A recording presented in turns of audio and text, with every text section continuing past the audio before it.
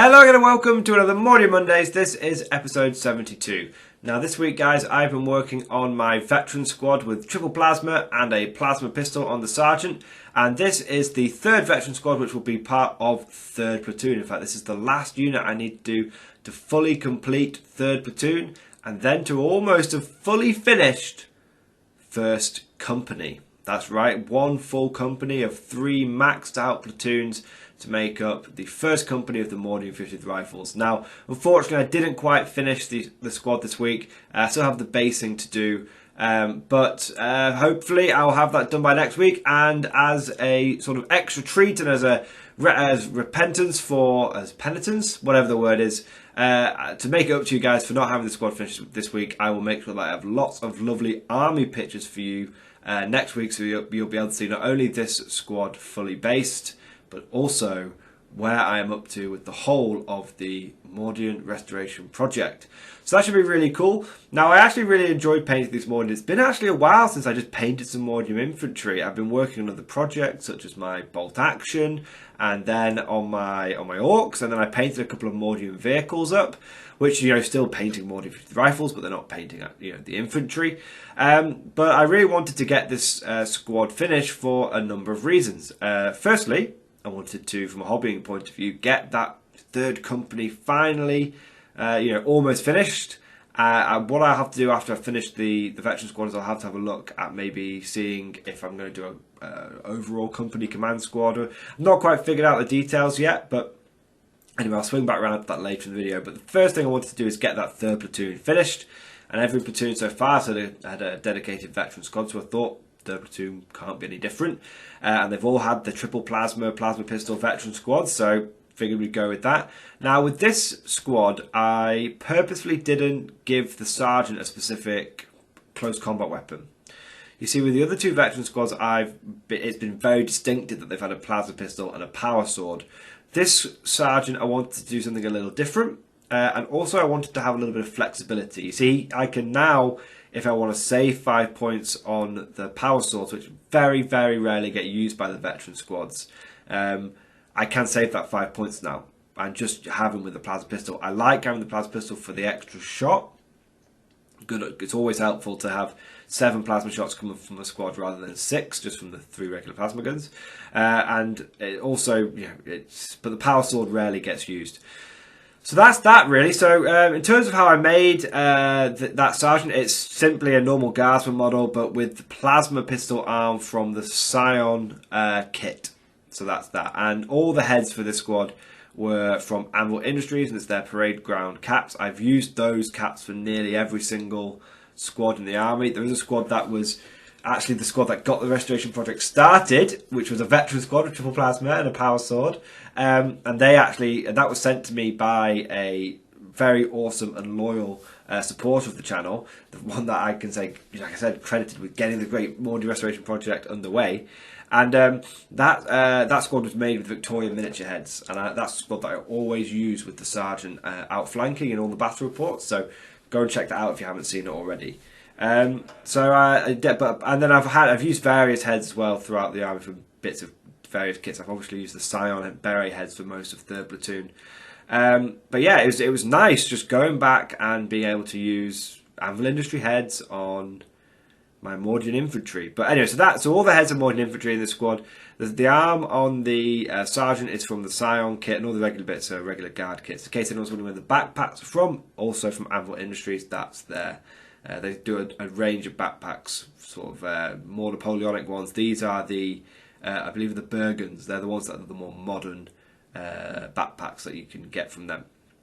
So yeah, that sergeant pretty standard. I like the fact that he's got a bionic eye. I always think it's good to have some augmetics within the veteran squads to show that they're a bit hardened. You know, they're taking a bit of damage and had to have some some various body parts replaced. And that's actually kind of a theme with this squad. They're all dressed prim and proper, but a lot of them have got little hints to the fact that maybe they've all been injured at some point in their life. They've all got a bit of key veteran equipment that they wouldn't normally have had. So the sergeant has got his bionic eye, and then there's one of the plasma gunners, the one with the normal plasma gun, has also got a bionic eye. He's also got the injured arm as well, so he's pretty hard. That's just a standard plasma gun from one of the command squads. But then a couple of the other plasma gun guys, I've actually had these plasma gunners for ages. I mean, probably 10 years, between 9 and 10 years. And those are the ones with the rather different looking plasma guns. Now those are still plasma guns. In fact, one of them's on the screen now. In fact, this is probably my favourite model that I've painted so far in the whole army. And you might be like, well, why? Why is that? Because I really like the way this plasma gun turned out, and I was able to give it a foregrip. Now I think it makes it look really tactical, and I'll go through what I used to make this plasma gun. So it's actually a metal plasma gun from the old Chaos Raptor kit. You know, so it's not an Imperial plasma gun, shall we say? And I really like the way it looks. It's got that. It hasn't got the fully exposed sort of plasma barrel that that plasma gun on the second ago on screen just had. It's got a sort of more extra armored, extra enclosed plasma thing, and also the plasma coils are more enclosed as well. There, you'll notice they're nowhere near as big as on the regular plasma gun. In fact, they're almost the same size as the plasma coils that are on the Scion plasma pistol, so you can tell they're really much smaller. So I was able to make this look like quite a cool plasma gun because I used a lasgun arm, which is why it's still got a stock. Most plasma guns don't have a stock, so this plasma gun's got a stock. And then I used a Chaos plasma gun, so it looked a bit more, I don't know, I guess modern. And then I think the foregrip really makes it. And the overall effect, I don't know if any of you guys ever watched the old Star Trek program called Star Trek Enterprise. It's actually one of my favourite Star Treks. And if in case you guys are wondering which model the hell I'm talking about, because I know the photos cycle through, we're talking about this plasma gun that's on screen now, and it's going to be on screen for the next 4 pictures. Okay. Now, if you take a close look at it, it looks like the phase rifles, the pulse phase rifles that the Makos use in Star Trek Enterprise. And I really thought that those guns looked really cool in that program. If you haven't seen it, I highly recommend you go and check it out. The Makos don't come into it until season 3, I think, the Military Assault Command operations, and they're really cool, and their guns are really cool. And it's quite nice to see actual military on screen in Star Trek. I almost thought it was a bit like having a bit of Star Trek Stargate vibe, you know, Stargate vibe within Star Trek. Anyway, really cool, and their guns I always thought were really cool. And I thought the Makos in general were really cool. So it was totally by accident that I just sort of put all these parts together. And then when I started painting it, I was like, "Holy crap! This looks like one of the Mako phaser rifles or pulse rifles, whatever they call, because they weren't proper phasers. They didn't shoot out a beam. They shot out like a bolt of blue energy. We're all used to phasers firing, I guess, like if you watch Next Generation, though, it always fires the orange beam, doesn't it? Or phasers in general seem to fire beams, but the Mako ones were like they fired pulses, like little bolts. So that was kind of cool. But yeah, anyway, I won't go on about the single plasma gun, but it was my well, any more than I already had done. But it was just my really enjoyed painting that model up. So the other plasma gun, the one I haven't talked about, we've talked about the regular plasma gun for the Commander kit, we've talked about the plasma gun, the Mako plasma gun. The other one, the guy who's got the brass hand, that's also from the Chaos Raptor kit. And that was also a metal plasma gun. And like I said, with those two, with the Mako one and this, I'll call it the brass hand plasma gun, both those were probably my first plasma guns I ever had in the army. So it's really interesting when I'm doing this Mordian restoration project. Every week that I do it, every week that I come back and paint some models up, I uncover some sort of relic that I've had in my collection for ages and ages, and I feel like I'm doing a really good job of making sure that every single model that I have is restored. We're not cutting any corners. You know, there's been a couple of times that I've had to cannibalize parts here and there, but whenever I have been able to make to recover models, I have always done so. I think there's been a few times when there's been models which have been almost beyond repair, like legs which have just been snapped at the knees and unusable. And instead of wasting the whole model, I've gone and bought bits from places like Ammo Industry or from eBay to make sure that I can restore every model to its former glory. And if I've had las rifles that have been left over, I've gone and bought bodies and legs and stuff from Ammo Industry. So every single model and then some has been restored, is being restored in this project. So yeah, we're doing really, really well. So the rest of the squad, there's a few, there's a few bionics, there's a few injuries. There's the guy that's got like the officer's body, who's got the gold sort of plate around his neck, which is, I think, if you're from Cadia, it's a sign of being a veteran. If you're being an officer, that you have that sort of gold plate. So that's really, really cool. But so in terms of hobbying, I really wanted to get the squad done, and I've now added an additional 3 plasma guns and a plasma pistol and a Voxcaster to my army. But I've also added 5 or 6, depending if I use the Voxcaster as a Voxcaster or just use it as a cool model. I've also added an additional 6 las rifles, and that's kind of where my focus, from a competitive point of view, I really want to be focusing on getting more plasma into the Mordian 50s rifles, more basic las guns, and less models which have got wacky upgrades, like power swords and stuff. I don't see plasma pistols as a bad upgrade, because they're only 5 points and they're more likely to be used than a power sword. But if out of this whole squad, I would say that is the only model that maybe, if I was to play competitively, wouldn't get used. But the 3 plasma guns and the rifles, they're really, really important. Now, you might be wondering, well, why are those really, really important? Well, good news is, and another reason why I've been wanting to get this veteran squad painted up and to get more plasma, more rifles into the army, is because I am now signed up to go to a tournament in July of this year. So this is all COVID permitting and making sure that, obviously, events will still be going ahead. But now that the UK at least has got a roadmap out of COVID, our government has been smashing the vaccine. You can criticise them for a lot of stuff that they've done, but they've they've smashed this vaccine out, and they've given us, the people, a roadmap of how the hell we're going to be getting out of this COVID nonsense, and, well, I don't say nonsense, but situation. And yeah, it's looking, that allows people to plan events, and it's looking like, since that announcement, that a lot of people have been planning lots and lots of events. And so I'm able to go to a team tournament in July. Now, obviously, I'll confirm dates and whatnot as we get closer to it. But that's really, really good, and I'm on a good team as well. I'm not on sort of my own meme team, but I'm on a good solid team that's hopefully going to do well competitively, and hopefully I'll be able to take my guard. Now, if I'm taking my guard, then it's time to start looking at the Mordian 50 rifles. And one thing I've got to be honest myself with is that the Mordian 50 rifles are currently not in a competitive state. They're in a playable state. They're in a state where they can do respectably, but they are not in a cutthroat competitive state, and that's the nature of the tournament that I'll be going to. So, with that in mind, what do I need to get this army up to speed? Well, it comes down to essentially 3 things. I need more viable sergeants. Right now, I have a lot of sergeants with a lot of power swords and a lot of officers with a lot of fluff upgrades. We need to focus those. We need to focus on getting more regular las pistol chainsword sergeants into the field, and to make sure that my officers have also got cost-effective non-fluff upgrade equipment. I do actually have about 15 sergeants just sat on the painting table with bolters.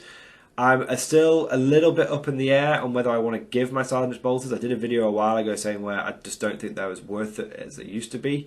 But I definitely, if in doubt, I can paint those guys up. But yeah, power swords, not so much. Plasma pistols, a little bit on the fence about those. In all fairness, I think what's best is if I just need to get a load of sergeants with las pistol and chainsword painted up. So that's the first thing. Second thing that I need is better special weapons. I have a lot of flamers. I have a lot of grenade launchers. And hell, I've even got a few like snipers and stuff like that painted up. But what I really need is grenade launchers are okay. Grenade launchers are kind of on the fence. Flamers are, all the special weapons when they're 5 points are kind of equal. But in terms of cutthroat competitiveness and probably being fairly anti-meta, What I need in my army is a shed load of plasma and a decent amount of melter guns. Now, with these 3 plasma guns painted up, and bear in mind I only need to base these models, so I'm kind of counting them as, you know, they're 95% done. I'll definitely be done in time for July, right? What I'm thinking with these models is, with these models done, I now have 15 plasma guns painted up in the Mordian infantry rifles. I've got 9 in my veteran squads, and I've got 6, which I just painted up just to have a bit of extra plasma in the army. So that doesn't mean I would use plasma veterans, but I'd probably take the plasma guns out of the veteran squads and sprinkle them into the regular infantry. But what that means is I now have 15 plasma guns ready and waiting, which is really good. I also have a decent amount of melter. I have at least, I think we're looking, let me try my, I've got 3 in 3rd platoon. Then I've got the assault squads, which I believe I've got another 3 or 4. I'd say I've got between 7 and 8 melter guns off the top of my head. I can't remember exactly, but I've got about 7 or 8, which is a decent amount. But we're not sure yet where the dice will fall, you know, where the cards will fall in terms of plasma versus melter and the guard. They're kind of equal, so I need to have a lot of both painted up. Last but not least, I need to get a shed load of heavy weapons done. I only have 12 heavy weapon teams in my whole, for my regular guard. If I even have that, like 2 missile launchers, 4 las cannons, 3 heavy bolters, 3 autocannons. Yes, I've only got 12 heavy weapon teams, and it's a bit of a smorgasbord. You know, I've got missile launchers and las cannons and autocannons and heavy bolters. I kind of need to get that homogenized. I need to have, I need autocannons, I need heavy bolters especially. So yeah, that's where we're at with it, just getting the army ready for July. But yeah, but it's good. You know, getting an extra 3 plasma guns definitely helps. That's, you know, that's good for the week. I also probably need some conscripts. Right now, I don't have any conscripts for the army. It's all regular Mordian infantry squads. But I need some conscripts, and so that's why I'm really excited about having the extra 6 riflemen painted up, because that's potentially, you know, 20% of a conscript squad that can be thrown into the army as well. We'll have to see where the meta is in 6 months, but I think pure infantry is still probably going to be the better bet. Now I just need to try and figure out how I can get some practice games in from April onwards, when we can play Warhammer in the back garden again. And yeah, we're going to also have to see how we whether it's going to be pure infantry, or whether it's going to be sentinel wall, or whether it's going to be Bulgrin spam. Going to have to see where the meta falls for the guard right now. But yeah, it's going to be interesting, and I'm going to have to come up with a pretty good list. I'm going to have to get pretty in shape tournament wise, because yeah, guard aren't in a great place right now. So I'm going to have to work twice as hard as everyone else to get my army on my team in a position that I don't want to let them down, because it's a team tournament. I'm not just going for my own glory, I'm going for team glory. So I've got to be able to pull my weight. I don't want to go in there and just lose 5 games in a row. There is to give you guys a little mindset, a little peek into potentially how a team tournament could work. You do sometimes need a sacrificial lamb on the team, because when you do a team tournament, people get paired up against each other 4v4, not all on the same board. It's 4 1v1s for your team, and there will often be a matchup that no one is good at, wants to go against. There'll be one of those unbeatable meta, just destroying lists. Sometimes you need a sacrificial lamb to go up against that, someone who can eke out a draw or a minor loss. And I suspect, unless things change radically for the guard, that's where I'm going to be, which is absolutely fine. I've been in that situation before, where I just get thrown against the hardest list on the enemy team time and time again, because they know I can probably get a draw or a minor loss. And what that allows the rest of my team to do is to get 3 wins, 3 major wins, which is really, really important. I've been there before. One of the last major team tournaments I went to, actually no, it's a while ago. Actually, not one of the last major team tournaments I'm talking about. That's a total lie. It was the last tournament. Sorry, what I meant is the last tournament I went to is 7th edition, and there was a meta called Invisible Death Stars, where you basically, there was these literally unkillable enemy units called Death Stars, and they were invisible, as in literally, like, you couldn't target them. You could only hit them on 6s with some weapons. Like, you couldn't even shoot blast weapons or flames at them, because the way the rules worked, you couldn't even target them with those weapons. But my pure infantry army, as it was back then, was very good at just bogging these invisible Death Stars down, and I was able to get quite a lot of draws and minor wins or minor losses against them. And I practiced and practiced and practiced and practiced because I knew that's what my role in the team was going to be. And I actually, in one tournament, 5 games out of 5 went up against the hardest list on the enemy team, and consistently got draws. Or I think I got 3 draws and like 1 minor loss and 1 minor win.